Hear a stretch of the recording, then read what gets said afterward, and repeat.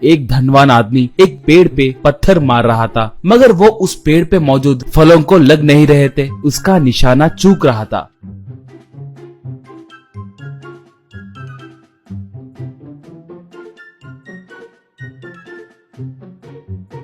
ऐसे करते करते आखिर में थोड़े फल नीचे गिरे।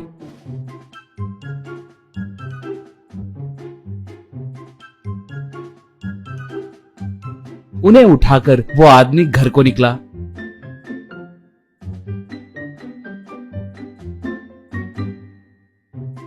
रास्ते में सब्जी मंडी के पास जमीन पे गिरे हुए सब्जियों को उठाकर घर आकर पत्नी को दिया तो पत्नी, चीची आप कब बदलेंगे जी? आपकी कंजूसी की हद नहीं है क्या? इतने पैसे है ना, ऐसे चोरी करके फल लाना, सब्जियों को उठा के लाना जरूरी है क्या? छी, तुम्हारे वजह से गांव में हमारी इज्जत जा रही है, बोली वो तब। गाँव वाले क्या सोचे तो हमें क्या, मैं ऐसा ही हूँ, बेकार में 1 रुपया भी खर्च नहीं करता। तुम्हारा क्या, तुम कुछ भी कहोगी, पैसे कमाए तो तुम्हें मेरी मेहनत पता चलती। अब चुपचाप जाकर खाना बनाओ, ये सब्जियाँ 4 दिन तक आनी चाहिए, याद रखना, कहा। उसकी पत्नी सर पीटने लगी। उसका नाम कमलेश था। सब उसे कंजूस कमलेश कहकर बुलाते थे। उसकी कंजूसी की मिसाल बहुत थे। एसी की हवा खाने के लिए एटीएम को जाना, पड़ोस घर से दूध का पैकेट और मुर्गियां चुराना,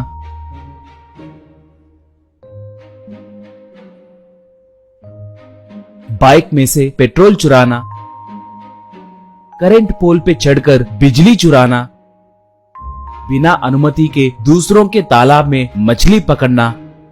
सिर्फ ये ही नहीं, आखिर में भेष बदलकर रेलवे स्टेशन में टी भी बेचता था। उस गांव में रामू सोमू नाम के 2 मजदूर लोग रहते थे। वो लोग मजदूरी का काम करते हुए पैसे कमाते थे।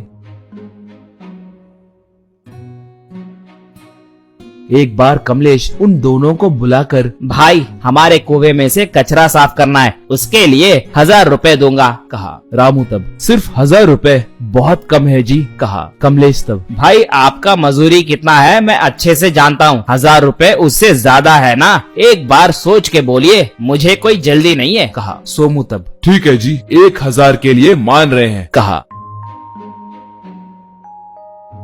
ऐसे दोनों पूरा दिन मेहनत करके कुएं से कचरा निकाले।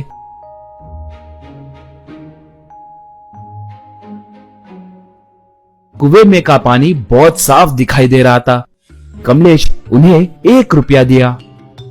रामू तब, ये क्या जी, 1000 देंगे बोलकर सिर्फ 1 रुपया दिए, कहा। कमलेश तब, 1000 रुपए दूंगा कहा था, मगर कब और कहाँ पर दूंगा ये नहीं कहा ना, और तुमने भी नहीं पूछा। 1 दिन में 1 रुपया के हिसाब से 1000 दिन दूंगा। अगर 1 दिन भी आकर लेना भूल गए तो उसके बाद मैं बाकी के पैसे नहीं दूंगा, ये शर्त है, कहा। उन दोनों को उसके धोखे के बारे में समझ आ गया। उसे अच्छे से सबक सिखाना है कहकर दोनों ने निर्णय लिया।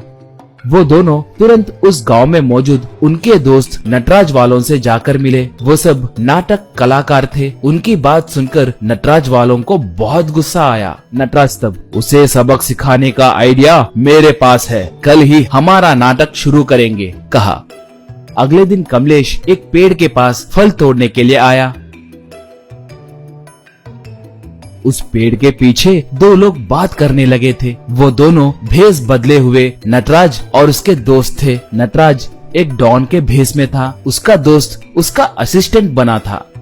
कमलेश चुपके से उनके बातें सुनने लगा। नटराज अपने सामने रखे गैस सिलेंडर को बीच में से खोला तो उसमें पैसे दिखे। वो उसे बंद करके, इस गांव में रामू सोमू नाम के 2 मजदूर रहते हैं, उन्हें ये सिलेंडर देकर इसे रेलवे ट्रैक पे रखने के लिए कहो, कहा। असिस्टेंट तब, क्या रेलवे ट्रैक पे रखने कहूँ? वो काम मैं ही कर सकता हूँ ना, अगर वो पैसे वो लोग चुराए तो कैसे? वैसे ये सब क्या है भाई, समझ नहीं आ रहा है, कहा। नटराज, इसमें पैसे है कहकर उन्हें मत बताना, सिर्फ मजदूरी के पैसे देंगे बोलो। इसे ट्रैक पे रखते ही ट्रेन आकर वहाँ पर रुकेगी। ट्रेन में से ड्राइवर उतरकर बाहर आएगा, वह अपना ही आदमी है। वो उन्हें हीरो का थैला देकर सिलेंडर लेकर जाएगा। हाँ, ये सब हम ही कर सकते हैं, मगर रिस्क क्यों लेना। इसलिए वो रामू सोमू गए तो कुछ गड़बड़ हुई तो पुलिस वाले उन्हें जेल में डालेंगे, कहा। असिस्टेंट ठीक है कहकर वो सिलेंडर लेकर चला गया।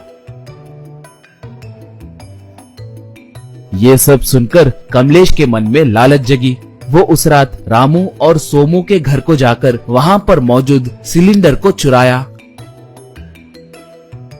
अगले दिन उसे लाकर रेलवे ट्रैक पर रखकर ट्रेन के आने का इंतजार करने लगा। दूर से ये सब गौर कर रहे रामू वाले पुलिस वालों को फोन किए। पुलिस वाले निकले। दूर से ट्रेन आने लगी तो कमलेश बहुत खुश हो रहा था। ट्रेन तेजी से आकर उस सिलेंडर के सामने रुकी। इतने में पुलिस वाले वहां पर आए। ट्रेन में से ड्राइवर, टीसी और यात्री भी उतरे। कमलेश तब, ए ड्राइवर, जल्दी जल्दी हीरो की थैली मुझे देकर ये सिलेंडर ले जाओ, कहा। ड्राइवर उसे एक खींच के मारकर, पागल कहीं के, कौन हो रे तुम, ट्रेन को एक्सीडेंट करवा के लोगों को मारने देखे, कहा। पुलिस और यात्री मिलकर उसे खूब पीटे। कमलेश तब, बाप रे, मुझे मत मारो, मुझे मत मारो, मैं कुछ नहीं जानता, बात ये है कि, कहकर पूरी बात बताया। ऐसे तब, तुम सच कह रहे हो कि नहीं, अभी देखेंगे, कहकर सिलेंडर को बीच में से काटा, मगर उसमें पैसे नहीं थे। तब लोग फिर से उसे खूब मारे। ऐसे वो जेल भेजा गया।